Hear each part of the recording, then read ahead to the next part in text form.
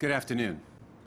I'm Bill Flynn, CEO of Amtrak, and joining me here today are our Amtrak Chairman of the Board, Mr. Tony Kosha, Board Director, Mr. Bert DiClemente, and several other members of our senior management team. And we welcome you here to our 50th anniversary celebration. On May 1st, 1971, the first Amtrak train rolled out of New York City en route to Philadelphia, where we're gathered here today. And certainly at that time, no one could have imagined what would lay ahead. And today we're here representing our more than 18,000 dedicated employees. They operate a national system serving over more than 500 destinations across 46 states, the District of Columbia, and 3 Canadian provinces. And we have tens of millions of loyal Amtrak customers. And I'm honored to be joined here today by perhaps one of Amtrak's most loyal customers, the 46th President of the United States, Joe Biden. Mr. President, I thank you for being here to mark this milestone with us and for your tremendous support of Amtrak throughout your career of serving our nation. The American Jobs Plan, which includes $80 billion for rail, is just what the country needs as we build for the future. America needs a rail network that offers frequent, reliable, sustainable, and equitable train service. Amtrak has the vision and the expertise to deliver it. Now, we need Congress to provide the funding for the next 50 years. Our vision includes expanding rail service to connect to up to 160 new communities throughout the United States, and by building new and improved corridors in over 25 states. As part of this comprehensive plan, Amtrak will introduce new stations in over half of the United States, increase rail service to 47 of our top 50 metropolitan areas, and create over 500,000 new jobs, new well-paying jobs. But we're not stopping there. We're investing in our fleet. Last week, we announced the procurement of 83 intercity train sets, which will operate on the Northeast Corridor and various state-supported and long-distance routes. And we will soon debut the new high-speed Acela train sets, setting the stage for the next generation of train travel in America and on our Northeast Corridor. We're investing in our stations. In January, our partnership with the State of New York, we opened Moynihan Train Hall, Amtrak's new home in New York City, a world-class station providing an enhanced customer experience. And we are advancing station modernization projects in other major cities, Chicago, Washington, D.C., Baltimore, and right here in Philadelphia. We're investing in our infrastructure.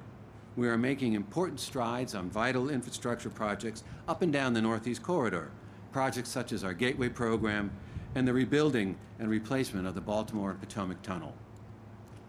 Planned infrastructure projects will increase track capacity, improve ride quality, and offer greater reliability. All of these projects are investments in our future, but they're also investments in our planet. Amtrak provides a more sustainable mode of travel, and demand for rail travel will continue to grow. In fact, traveling on Amtrak emits up to 83% fewer greenhouse gas emissions than by driving, and up to 73% fewer GHGs than by flying. We have a truly dedicated workforce at Amtrak that carries on the legacy of the railroaders who served before them and who take great pride in connecting America. And it's because of our employees that Amtrak serves a vital role in our country's mobility strategy. We continue to see their important contributions play out in real time as we navigate through the COVID-19 pandemic. When the world stopped, in many ways, due to the spread of the coronavirus, our employees, really indeed all transportation employees, made sure America kept moving. They were on the front lines every day, providing the essential transportation services to those who needed it. And now, more than ever, Amtrak is ready to provide the safe journey that travelers are seeking as our nation recovers from the effects of this pandemic. It's been an honor to lead Amtrak during this critical time. I come from a railroad family like so many other fellow Amtrak colleagues do. My father and uncle were both locomotive engineers. My brother David was an Amtrak conductor and local union chair with over 40 years of service. And my brother Brian works at Amtrak now with over 15 years of service to the company. These connections deepen my pride in Amtrak and my commitment to further Amtrak's important mission to serve our country. We have much to celebrate today and more to look forward to in the future. In closing, I'd like to thank those who paved the way. We owe you a tremendous debt of gratitude. I salute the men and women who make up Amtrak workforce, our partners, political leaders on both sides of the aisle, and our many stakeholders whose tireless efforts keep our railroad running. And of course, to our customers, thank you for your continued support. Get ready, America. While Amtrak may be turning 50, we're just getting started. And now it's my pleasure to welcome to the podium Mr. Blake Weaver, who's an Amtrak conductor here in Philadelphia, who will introduce the president. Thank you. Blake?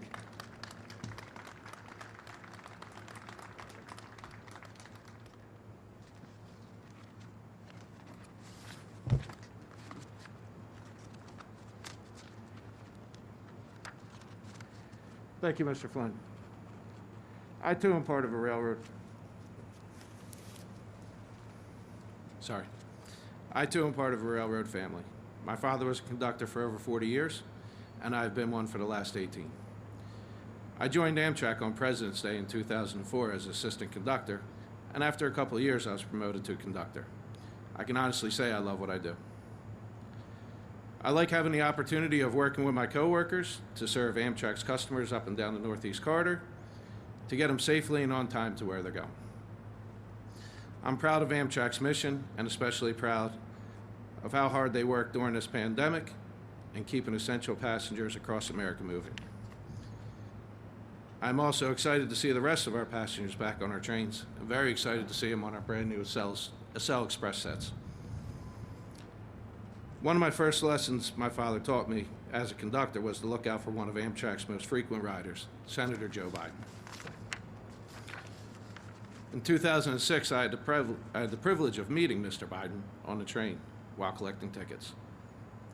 Before I had a chance to introduce myself, Mr. Biden stopped what he was working on and invited me to sit down and talk to him for a few minutes. I always remembered how he treated everyone. He always made time for both the passengers and the employees. He also treated everyone like they were family.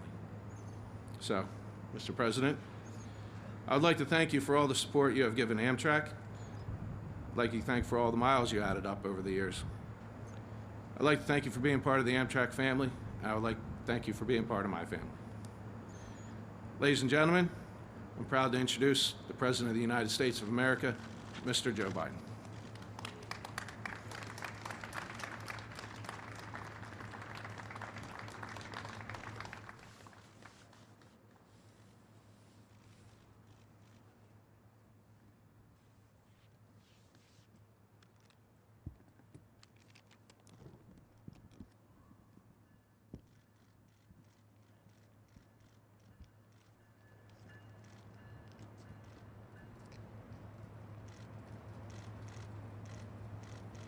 Hello, everyone. Great to be back in Philly. Great to be back to 30th Street Station. Blake, you didn't treat each other like family. You are family. Please sit down, guys. Sit down. Your dad, Greg, is here too. As far as I'm concerned, the Weavers are family. And Justin Gray, speaking of family, your father and I fought a lot of fights together, planned a lot of those fights on Amtrak, coming back to Philly. I didn't come all the way to Philly. It's a wonderful tribute to this station to bear his name. And Bill Flynn, thank you for having me. Governor Wolf, Mayor Kenney, Congressman Evans, thank you for the passport into the city. Appreciate it. And we have another, I don't know, they're all here still, but I met a lot of really important friends that were here for this occasion. I understand Senator Blumenthal is here. Right, there you go. One of the great senators, former Attorney General, took care of my son Bo when he was Attorney General. Thank you very much. And also Dwight Evans. Dwight's here. You can't miss Dwight. Come on, Dwight, stand up here, man. And a good friend of mine and worked like the devil to get me elected, Brendan Boyle. Brendan, that's the Irish of it, man. And Donald Payne, New Jersey. I keep telling Donald, because Delaware's so small, it is a constitutional, there was a case in the Supreme Court. Delaware, the state of, owns the Delaware River up to the high water mark of New Jersey. Just want you to know that. You got to treat us with more respect. And Mayor Kenny, thanks for the passport. Great friend. Thank you, Mr. Mayor. You're doing a heck of a job. And a real close friend who was a co-chairman of my campaign and just a great friend our whole time. Governor Ed Rendell. Eddie, thank you, pal. This city owes you a lot.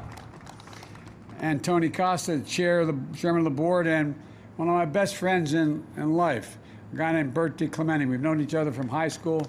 We went to rival high schools. Bert ran my operation in Delaware for years and years. The one election I got the most votes in was the last election I ran for the Senate. I was also running for vice president at the time, because under Delaware law, if you're not out of the Senate race in a certain time period, you got to stay in. And so Bert ran, he was the senator in Delaware campaigning for me. He got more votes than I got. So Bert, thank you very much. Also, Justin Gray, I've mentioned Justin already, and his dad, and Greg Weaver Jr. Greg, you are family. Excuse me, Blake, his family, and Mary Kate, what a lovely kid, and Bill Flynn of Amtrak. You know, folks, the fact is that if I have, in the past, when I've ended up at the 30th Street station, Amtrak station, it's probably because I took the late train back from Washington and I slept through the Delaware stop, literally, not figuratively. I only did it about 4 times, but I wouldn't have missed this for the world. It's an honor to celebrate Amtrak's 50th anniversary. I look forward to a bright future for all American rail. You know, back in 2016, I announced a federal loan that allowed Amtrak to purchase the new Acela trains, sets that you see behind me. And they look great. I can hardly wait to ride. And they're made in America, and I wanted to see more of that. That's why the investments in my American Jobs Plan are guided by one principle: buy American. Buy products were made in America. And American tax dollars are going to be used to buy American products to create American jobs. When I became vice president, one of the Capitol Hill newspapers estimated that I had taken more than 7,000 round trips in Amtrak over my career. I think that's an exaggeration. And I'm going to rely on, there's 2 conductors that Mr. Weaver will remember. One of them was a guy named Angelo Negri. And Angelo, there was an article, I guess my 4th or 5th year as vice president, saying Biden travels 1,300,000 miles on Air Force One. And I used to, the Secret Service didn't like it, but I used to like to take the train home. My mom was sick, and I'd try to come home almost every weekend as vice president to see her. And I was getting on the train, and Angelo Negri came up to me and goes, "Joey, baby!" And he grabbed my cheek, started to squeeze it like he always did. And I thought he was going to get shot. I'm serious. And I said, no, he's a friend. He said, "Joey, what's the big deal? 1,200,000, 300,000 miles on Air Force Two. You know how many miles you travel on Amtrak?" I said, "No, Ange, I don't know." And he gave me the calculation, and he said, "You travel 1,515,000 miles on Amtrak." So the fact is, I probably take Ange's word before I took the word of what the article said. But the point is, in the process, as Conductor Weaver will tell you, Amtrak became my family. I literally every single day that I was in the United States Senate got either the 728, it became the 732, and got home on, if I got lucky, I got the Metro that left, the last one left at 6, or I got the 730 coming home. And you get to know everybody. You get to know the folks. And I used to have a Christmas party for Amtrak employees at my home. And that got so big, we ended up having a summer party because family and retirees kept coming back. I want to tell you, these guys and women, they work like the devil. They really, really, really do. And Amtrak wasn't just a way of getting home. It provided me, and I'm not joking, an entire other family. A community dedicated that was a professional and that we've shared milestones in my life. And I've been allowed to share milestones in theirs. I've been to an awful lot of weddings and christenings and unfortunately some burials as well. We're family. You know, I remember one night my daughter was only 6 years old and it was my birthday. And we were voting. I went to Bob Dole and I said, Bob, when's the next vote going to take place? He said, Joe, why? I said, well, my daughter is really upset I'm not going to be able to be home for the birthday cake she made for me. He said, what do you need? I said, I need just time to catch the 5 o'clock metro and I can get the 6:28 coming back. Because in the platform, just in Delaware, you walk from one side to the other. Got off the train. My wife Jill was standing there. My daughter had the cake, with the candle lit. I blew them out, gave me a kiss, walked across, and got on the southbound. So it has been part of my life. I've been riding an Amtrak for almost as long as there's been an Amtrak. I've come to see that Amtrak doesn't just carry us from one place to another. It opens up enormous possibilities. And especially now, it makes it possible to build an economy of the future and one that we need. Last week, I announced a target of cutting greenhouse gases and gas emissions in half by 2030. And most of those emissions in this country come from transportation. But if just 10% of the freight shipped and the largest trucks went by rail instead, we'd be removing 3,300,000 cars from the road, and we've been planting, is the same as doing that, or planting 260 million trees in America. As I've said from the beginning, when I think about fighting climate change, I think about jobs. And rail, and hopefully the expansion of rail, provides good union jobs, good paying jobs. It also connects people to jobs and economic opportunities that can be reached from wherever you live. Let's put this in perspective. For years, I fought efforts to cut funding for Amtrak because cutting funding for Amtrak would be a disaster for our environment and our economy. Amtrak carries 4 times as many riders between Washington and New York City as every single airline does within 50 miles of the shore from Florida all the way up the coast. Imagine what we'd have to do. A single day without the Northeast Corridor, for example, with Amtrak and the Northeast Corridor would cost the economy $100 million.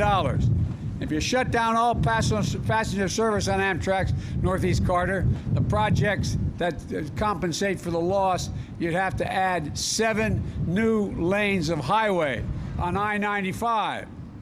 And consider that cost, average of $30 million for a linear mile on I-95. This is the bargain of bargains of bargains. It's economical and it's environmentally a lifesaver. That's why in my rescue plan, American Rescue Plan, we worked hard to keep Amtrak running. At the height of the pandemic, because we weren't traveling Amtrak, furloughed 1,200 employees. And we were able to provide emergency relief to keep rail service running, and we've now brought back 1,200 union workers who had been furloughed. And by the way, you get a union wage, not 15 bucks an hour, a prevailing wage. But we have to do more than just build back. We have to build back better. And today we have a once-in-a-generation opportunity to position Amtrak and rail, and intercity rail as well, in general, to play a central role in our transformation and transportation economic future. To make investments that can help America get back on track, no pun intended. Before the pandemic hit, Amtrak's ridership and revenues were on the upswing. The Northeast Corridor has been making money for a long while now, but last year, the whole of Amtrak's system was projected to break even for the first time in history, but then we had the pandemic. But there is still a huge backlog in deferred maintenance, huge need to modernize our trains, our stations, our bridges, our tunnels. Well, we're talking about critical jobs like the Hudson River Tunnel, the Baltimore Potomac tunnels, and the Susquehanna River Bridge. In my American Jobs Plan, I propose spending $10 billion a year on passenger rail and freight rail. Of this, 2/3 would support existing Amtrak routes, including the Northeast Corridor, but nationwide. And we're talking about union jobs, as I said. And we're taking care of the riders, laying track, wiring switches, fixing bridges, tunnels, modernizing stations, and repairing and rebuilding this vital infrastructure. This would allow for the potential to expand passenger rail service. Imagine a 2-hour train ride between Atlanta and Charlotte, going at speeds of 220 miles an hour, and 2.5-hour trip between Chicago and Detroit, or faster and more regular trips between Los Angeles and Las Vegas, a route that I imagine could be pretty popular on Fridays. Bill, as you've said, your vision for Amtrak calls for a new intercity rail service, up to 160 previously unserved communities being connected. Think of what it will mean for opportunity if we can connect Milwaukee to Green Bay to Madison, Scranton and Allentown to New York, Indianapolis to Louisville, and much, much more. It's going to provide jobs. It will also accommodate jobs. And what this means is that towns and cities that have been in danger of being left out and left behind will be back in the game. It means families don't have to sacrifice the cost of living or quality of access to opportunity that sometimes only occurs if they live in a big city. We have a huge opportunity here to provide fast, safe, reliable, clean transportation in this country. And transit is part of the infrastructure. And like the rest of our infrastructure, we're way behind the rest of the world right now. We need to remember we're in competition with the rest of the world. People come here and set up businesses. People stay here. People grow because of the ability to access transportation, access all the infrastructure. It's what allows us to compete. And with the rest of the world, to win the 21st century, we've got to move. China already has 23,000 miles of high-speed rail, 220 miles per hour, 2/3 of all the high-speed rail in the world, 220 miles an hour. And they're working on transit on trains that can go as high as 400 miles an hour. We're behind the curve, but folks, as I said the other night, America's on the move again. We need to remember that we're in the United States of America. There's nothing beyond our capacity, nothing we can't do if we do it together. And we celebrate Amtrak's birthday. I was thinking about Amtrak's role, as I said, on my birthday when they allowed me to come home and blow out that candle. There's a lot of things that Amtrak does. And, you know, the fact of the matter is, if we were able to, which is now beyond the ability to pay for it, but if we're able to straighten out 3 curves from Washington to New York, you could make it from Washington to New York in 1 hour and 32 minutes. 1 hour and 32 minutes. Folks, there's so much we can do, and it has such an incredibly positive impact on the environment, incredibly positive impact on work, on opportunities. And again, all the things we have to do to put Amtrak in place and be one of the great contributors to our country is we have to invest. And so, you know, if you think about it, when I was vice president with Barack, he allowed me to put together a budget for Amtrak, and it had money for high-speed rail at 200 miles an hour from Charlotte, another line going from in Florida down to Tampa, another line. If we had moved, Gov, we'd have that tunnel fixed in New York now. The money was there to get it done. There's so much we can do, and it's the biggest bang for the buck we can expend. So on this momentous birthday of Amtrak, I want to thank you for making so many birthdays possible. I believe that the best days for Amtrak and for rail and for America are ahead. I really believe that, and I'm just confident. I'm confident we can get this done. And I must tell you, I'm anxious to see the new train.